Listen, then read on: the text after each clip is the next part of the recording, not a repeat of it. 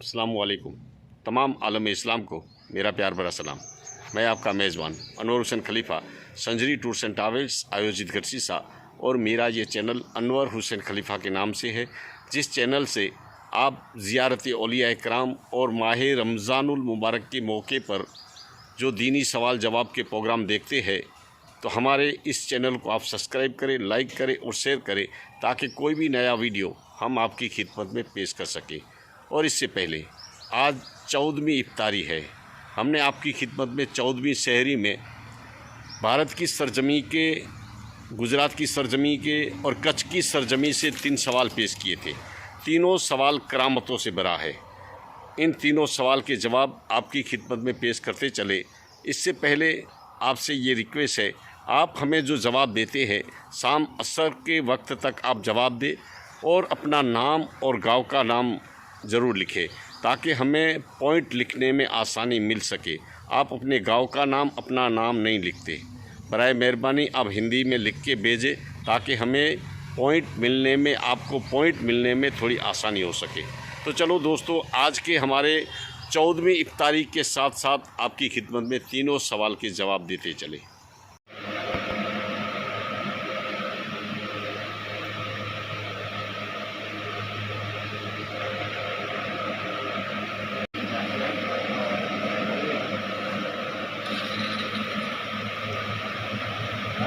ये कर्नाटक की सरजमी पे गुलबर्गा शरीफ है, जहाँ गुलबर्गा शरीफ में हज़रत सैयद रुकनुद्दीन तौला सरकार रहमतुल्लाह अलैह का ये दरबार है, जो आपकी खिदमत में आज हमारा भारत की सरजमी से जो पहला सवाल था, उस सवाल के जवाब के साथ साथ भारत की सरजमी पे ऐसी महान हस्ती जो गुलबर्गा शरीफ की सरजमी पे आराम करती है, अगर वैसे देखने जाए तो ये महान वली कामिल 40 साल तक खुदा की इबादत किया करते थे, और 40 साल तक जब इबादत किया करते थे, उस दौरान ख्वाजा बंदे नवाज को गौसे आज़म पीराने पीर दस्तगीर रज़ियल्लाहु ताला अन्हु ने बसारत दी कि आप रुकनुद्दीन तौला को समझाओ कि 40 साल हो चुके हैं, आप खुदा की इबादत किया करते हैं,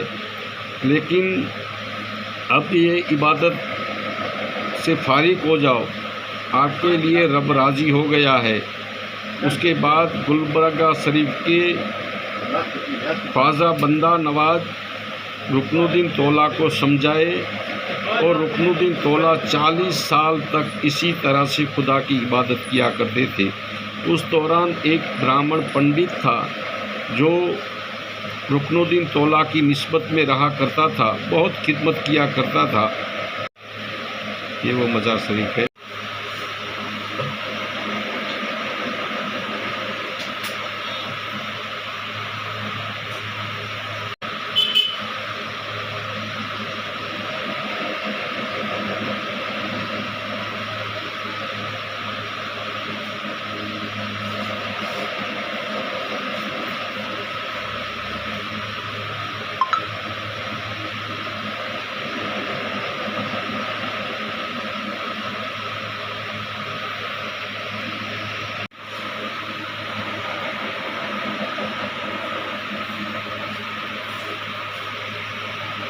आज का हमारा पहला सवाल, हमने आपको इस दरगाह शरीफ की एक छोटी सी वीडियो बताई, और आज इस सवाल का जवाब देते चले जो हमने आपकी खिदमत में पेश किया था। भारत की सरजमी पे वो महान वली कामिल जो कर्नाटक की सरजमीन गुलबर्गा की सरजमी पे ये महान वली कामिल आराम करते हैं, जिनका नाम है हज़रत मखदूम रुकनुद्दीन तौला सरकार रहमतुल्लाह अलैह।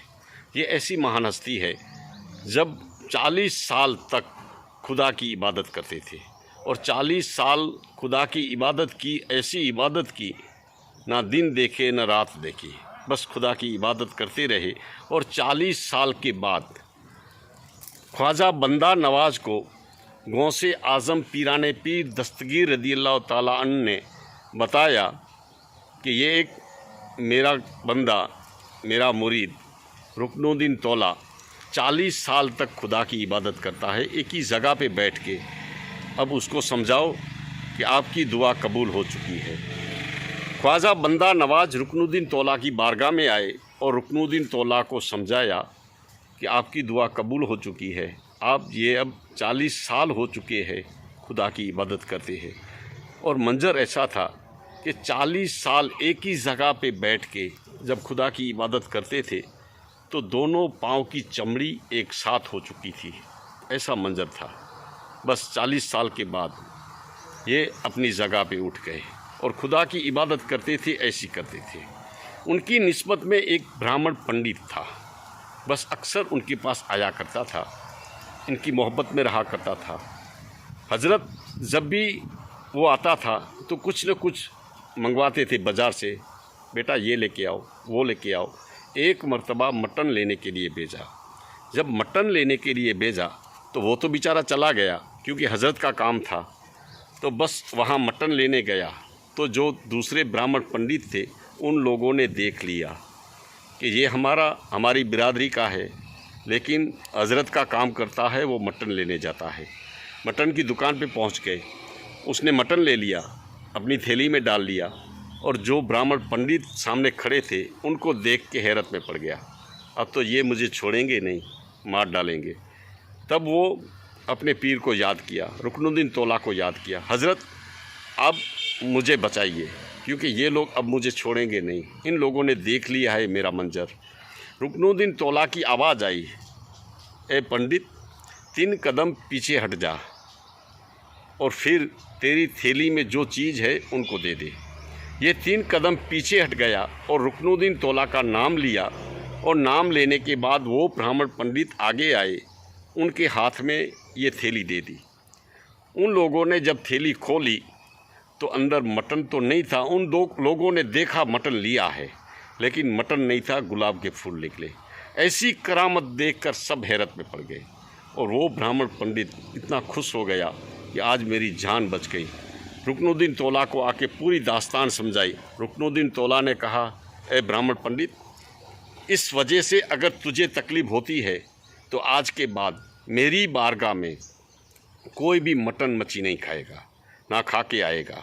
आज से मैं तेरे लिए ये त्याग करता हूँ और इसी दरगाह में कोई मटन मच्छी नहीं खाएगा, नहीं पकाएगा, नहीं खा के आएगा। ऐसी जिंदा करामत इस महान वली कामिल की। इस वजह से आज का हमारा तीसरा सवाल आपकी खिदमत में था। और ये महान वली कामिल वो महान वली कामिल है जिनकी आज एक ऐसी जिंदा करामत है।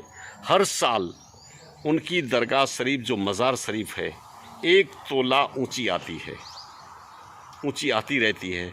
हमने आपको ये वीडियो में बताया दरगाह शरीफ थोड़ी ऊंची आ चुकी है और आहिस्ता आहिस्ता 1 तोला हर साल में ऊंची आती रहती है। ये आज का हमारा था पहला सवाल जो भारत की सरजमी से था, जिंदा करामतों से भरा। हमारा ये सवाल जवाब आपकी खिदमत में हम आपकी खिदमत में पेश करते रहते हैं। तो चलो दोस्तों, दूसरे सवाल के साथ पहले वीडियो देखेंगे और उसके बाद दूसरा सवाल आपकी खिदमत में पेश करने की कोशिश करेंगे।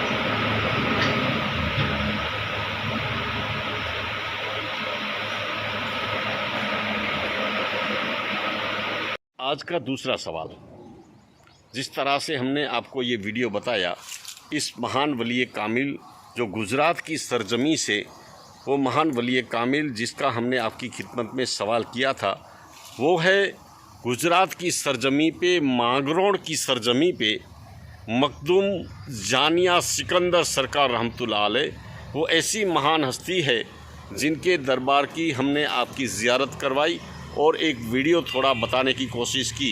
ये वो महान वली कामिल है जब पाकिस्तान की सरजमी पे रहा करते थे अपने पीरो मुर्शिद की बारगाह में। उस दौरान अपने पीरो मुर्शिद इन पे खुश हो गए और कई सारे तबरुकात हज़रत मखदूम जानिया सिकंदर सरकार रहमतुल्लाह अलैह को अता किया। वो तबरुकात आज भी मांगरोळ की सरजमी पे मौजूद है और सिकंदर जानिया सरकार रहमतुल्लाह अलैह के दरबार में ईद उल फित्र के मौके पर और ईद उल उज़ा के मौके पर ये वहाँ तबरुकात की ज़ियारत करवाई जाती है। और एक और करामत बताता चलूँ, उस दरबार में जब जुलूस निकलता है तब एक जो गद्दी नशीन है पालकी में बैठते हैं, पूरा जुलूस जिस तरह से निकलता है तो पालकी में जो बैठे रहते हैं लोग, देखने वाले देखते हैं कि ऐसा नूरानी चेहरा, और जब पालकी से नीचे उतरते हैं तो एकदम जवान बन जाते हैं। ऐसी जिंदा करामत मांगरोळ की सरजमी पे है जहां मखदूम जानिया सिकंदर सरकार रहमतुल्लाह अलैह का दरबार है। उसी दरबार का आज का हमारा ये दूसरा सवाल था। चलो तीसरे सवाल के साथ सबसे पहले वीडियो देखेंगे और उसके बाद उस दरगाह शरीफ की ज़ियारत करने के बाद पूरी डिटेल आपकी खिदमत में पेश करने की कोशिश करूँगा।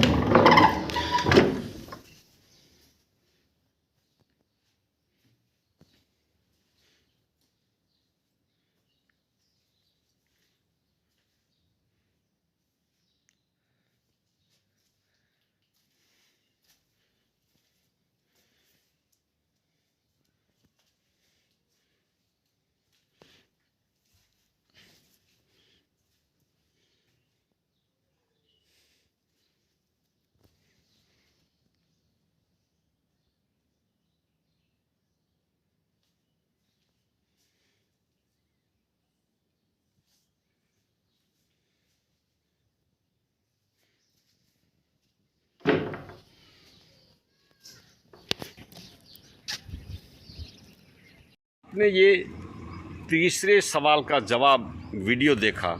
ये दरगाह शरीफ है कच्छ की सरजमी पे, अंजार तालुके में रतनाल के पास चबड़क एक गांव है, जहां एक ऐसी महान हस्ती जो सिंध पाकिस्तान से कच्छ की सरजमी पे तशरीफ़ लाए थे और नक्शबंदी सिलसिले से एक पाए के वली कच्छ की सरजमी पे साईं पंखेरा हज़रत सैयद सोहेब शाह नक्शबंदी उर्फ़े साईं पंखेरा सरकार रहमतुल्लाह अलैह चबड़क की सरजमी पे आराम करते हैं। ये आज का हमारा तीसरा सवाल आपकी खिदमत में पेश करने की कोशिश करूँगा। इनकी जो डिटेल है, ये डिटेल इस तरह से है। जब कच्छ की सरजमीन साईं पंखेरा ने चबड़क की सरजमी पे अपना क़याम किया तो वहाँ लोग बैठे थे। उन लोगों को कहा, भाई मुझे इबादत करना है, कोई ऐसी जगह मिलेगी?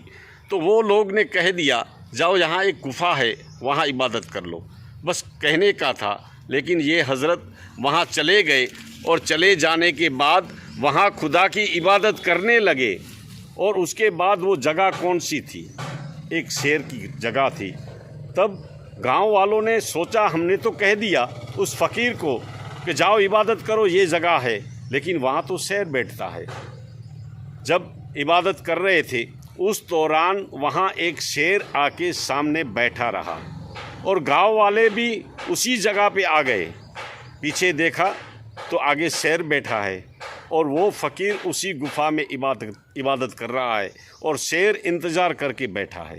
वो लोगों ने, सब लोग वहाँ बैठे थे, वहाँ से भाग गए और हज़रत इबादत कर ली। उसके बाद शेर के सामने देखा तो शेर के सामने देखते हुए कहा, तू यहाँ क्यों बैठा है? तो उसने कहा, ये जगह मेरी थी, आपने यहाँ इबादत करते हैं तो ये तो जगह मेरी है। साईं पंखेरा ने कहा, आज तक वो जगह तेरी थी, आज से ये जगह मेरी है। और उसके बाद शेर वहाँ से चला गया। गांव वालों ने 2 दिन के बाद जब देखने आए तो वो हज़रत तो वहीं भी इबादत कर रहे थे और शेर वहाँ से चला गया। शेर आता रहता था, बस वहाँ बैठता था, उन साईं पंखेरी की सोबत में बैठता था और चला जाता था। गांव वालों जो लोग थे वो भी हैरत में पड़ गए कि जंगली शेर इनके सामने बैठा इंतज़ार करता है और ये फ़कीर खुदा की इबादत करता है। ऐसे है महान वली कामिल हज़रत सैयद सोहेब शाह नक्शबंदी सरकार रहमतुल्लाह अलैह, जो साईं पंखेरे के नाम से जाने जाते हैं। रतनाल से तकरीबन 5-6 किलोमीटर पे ये महान वली कामिल है। उस दौर उस ज़माने में अगर देखने जाए तो वहाँ पानी की बहुत किल्लत थी। जब पानी की किल्लत थी तो ये हज़रत ने उस दौर में, उस ज़माने में जितने भी बासिंदे वहाँ रहते थे उन लोगों को कहा, आप यहाँ बोर बनवाइए, पानी आ जाएगा। इसी तरह से 4-5 जगह पे बोर का काम करवाया, लेकिन काम नहीं हुआ। जैसे ही बोर बनता गया, पथरीली ज़मीन थी, कहीं से भी पानी नहीं निकला। और उसके बाद हज़रत ने कहा, अब इस जगह पे काम करो, इंशाअल्लाह अल्लाह करेगा तो पानी निकलेगा। जब वहाँ काम किया गया तो पानी तो निकला, लेकिन हज़रत की ये करामत देखने जैसी थी।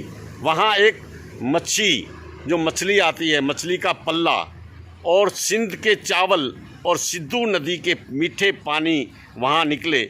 सब लोगों ने ये मंज़र देखकर, ये करामत देखकर सब हैरत में पड़ गए और उसी चावल की नियाज पकाई गई और उसके बाद साईं पंखेरा का उसी गांव में चर्चा होता गया, पूरे कच्छ की सरजमी से चर्चा होता गया। ये है अल्लाह वाले, ये है महान वली कामिल हज़रत सैयद सोहेब शाह नक्शबंदी उर्फ़े साईं पंखेरा सरकार रहमतुल्लाह अलैह, जिसका आज आपकी खिदमत में हमने तीसरा सवाल पेश किया था। आज ये माह रमज़ानुल मुबारक के मौके पर 14वीं इफ्तारी आप सबके लिए आज हमारे ये 3 सवाल थे।